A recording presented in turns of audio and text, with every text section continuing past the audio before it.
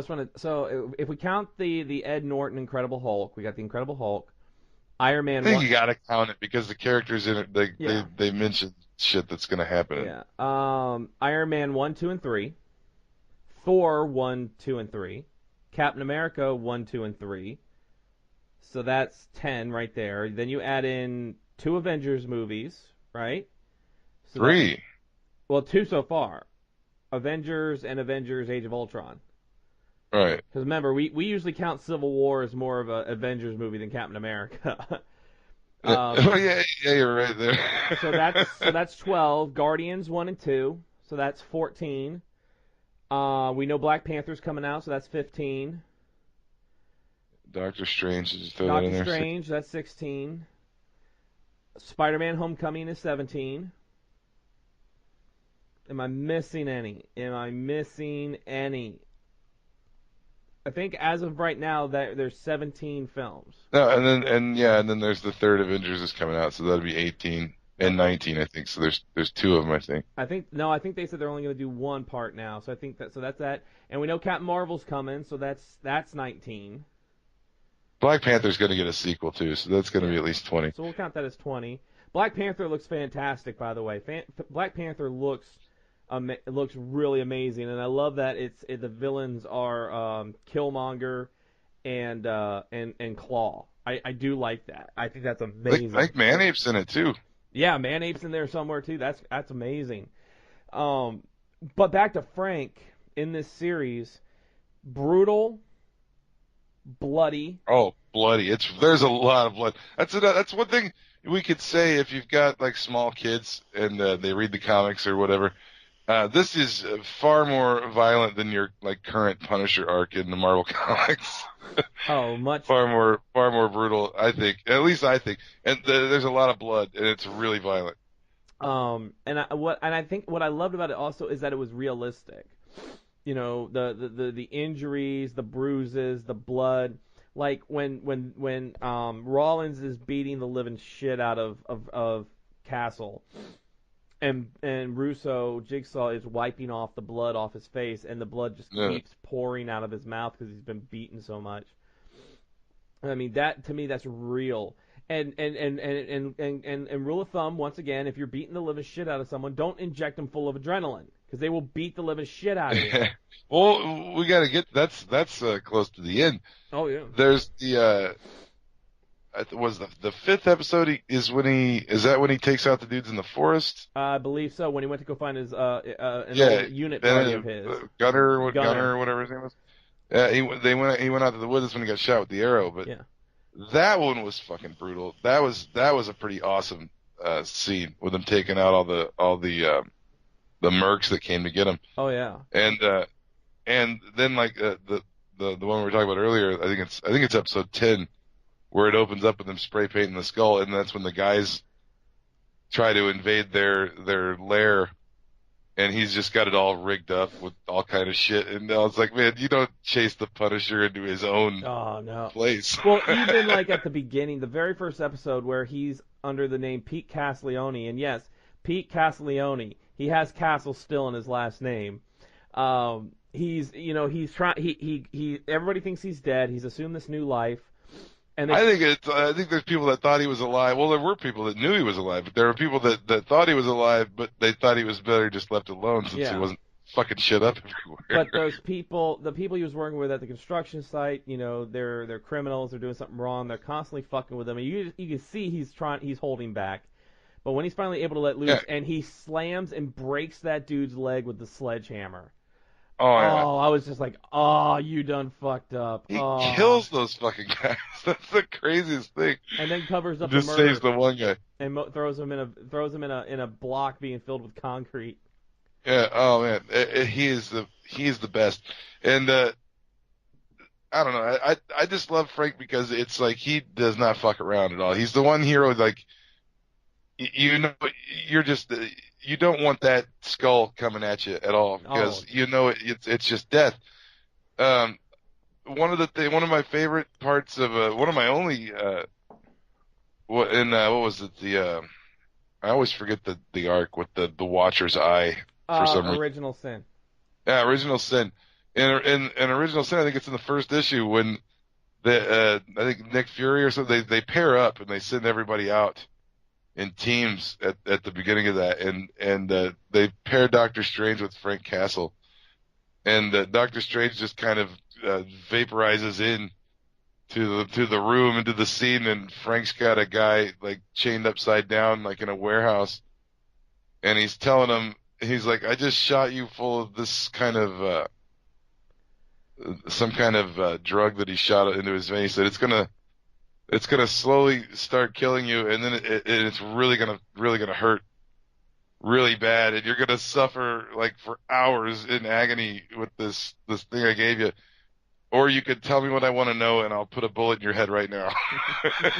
He's like, either way, you're gonna die. And like, Doctor Strange shows up behind him, was like, Mr. Castle, what are you doing? I love the fact that I want to give kudos to this show on something. I want to give kudos to the show. In every other Netflix series, all right, when whoa, I'm looking at Chief Ceiling.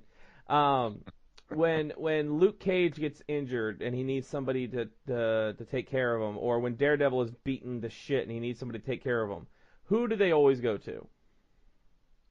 Oh, that was go to Night Nurse. Night Nurse. I want to give props to the Punisher series that when Frank gets fucked up, when Frank took the arrow, Micro went and got his war buddy, who was a Navy corpsman, to get him stitched up. He didn't get Night Nurse. They went and got the Navy corpsman. That separated this from everything else in my eyes, because Rosario Dawson was that link between all those other Netflix series. She was in all of them. Yeah, well, they linked it with Karen Page, obviously, but I mean, like I said, Frank is separate almost. Yeah. Even in the comics, Frank is separate. Like his arcs rarely include supervillains or superheroes. But with they will once in a while, yeah, but it's rare. And normally he's fighting like gun runners or somebody that's gonna like terrorists or whatever. But like I said, I want to give him props because like I said, being a Marine, and being around corpsmen, and I know how badass corpsmen are. People will be like, oh, well, they're just Navy doctors. No, corpsmen are fucking badass. I mean, they're field medics. You get your arm blown off, they got to be thinking on like their feet to get to you, to get you taken care of so you don't die from blood loss or shock or anything like that. So I thought that was really freaking amazing that they went with the corpsmen on that. I love that, they would the little things they would go back to about the military. Yeah, I had a little bit of problem with the PTSD thing. I had a problem with the Stolen Valor guy. Who was, he showed up to Vietnam on the last, on like the last day. Mo Grimes. He's like Mo Grimes. We got to do a GTA, or GTA is back. Oh yeah, we'll talk about that here in just a minute. But I really enjoyed that. Everything, the story arc, and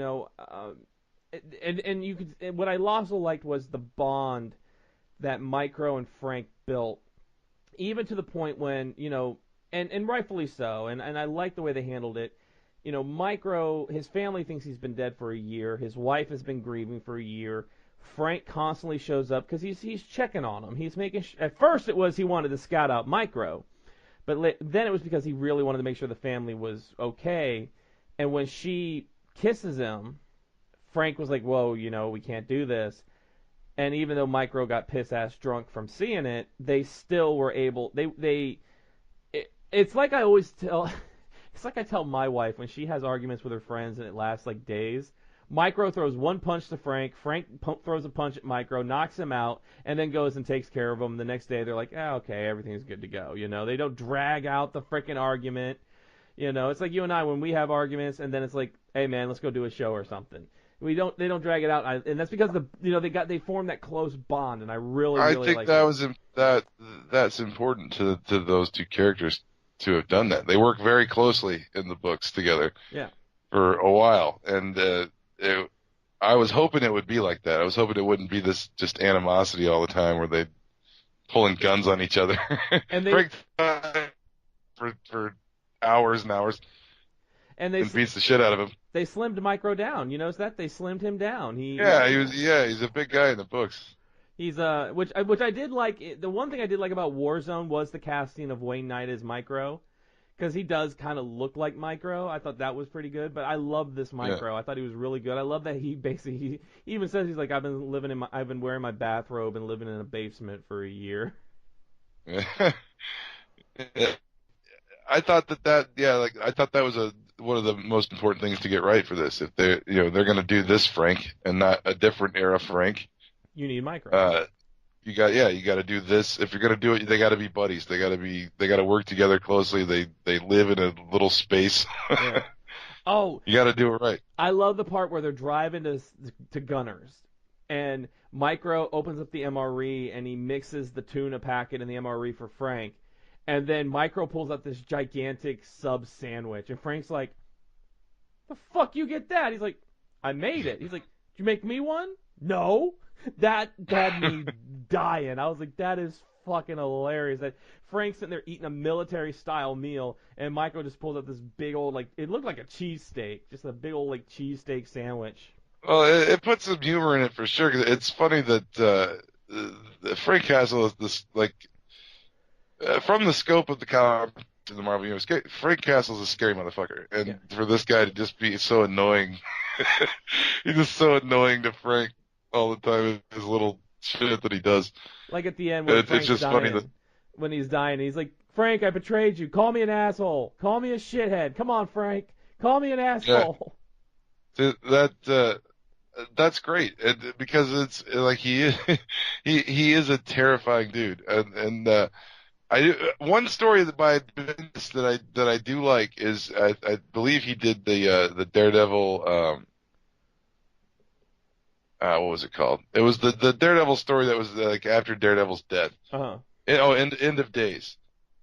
And that one was good because in that one Ben Urich goes to talk to the Punisher in prison, and they've got him. It's like a Hannibal Lecter scenario. They're like you don't know who he's going to see as he's walking into this prison, and the warden is like, look, you don't touch the glass, you don't go near the glass, you don't make direct eye contact with him, you don't pass him anything.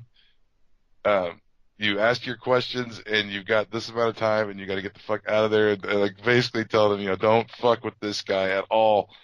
And they go in and they open this thing, and behind this big glass wall is just Frank, and he's strapped to a chair. Like every part of his body is strapped down to a chair, and like even his neck and his head are like in this vice thing. And he's sitting there, and like he asks him his questions. And even though he's in this, by the end of that series, there's a news report that says Frank Castle, the Punisher, is on the loose again, has escaped.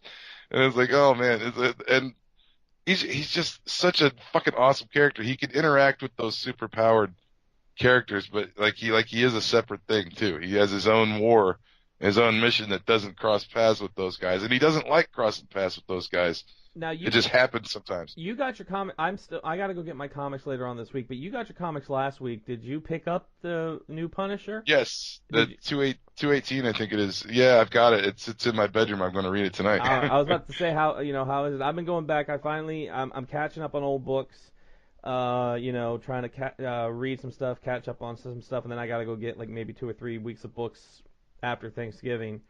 But on a scale of 1 to 10, Chief, what do you give the Netflix Marvel Punisher series on a scale of 1 to 10? 1 being sucky as hell, 10 being awesome.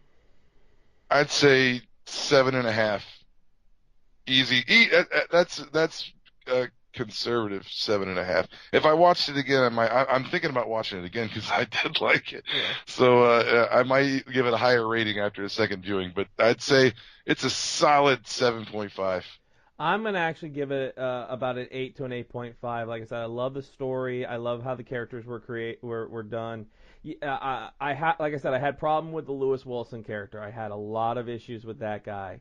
But that I did too, but not for the same reasons as you did. I just thought it was an unnecessary part of the story that didn't really go anywhere. But I think mine is a little bit higher because being a Marine, serving, knowing the trials of coming home, what your buddies mean to you when you come, that they become your family. You have your family here at home, but those buddies become your family, and it's hard to kind of disassociate once you come home. But everybody definitely needs to check out The Punisher.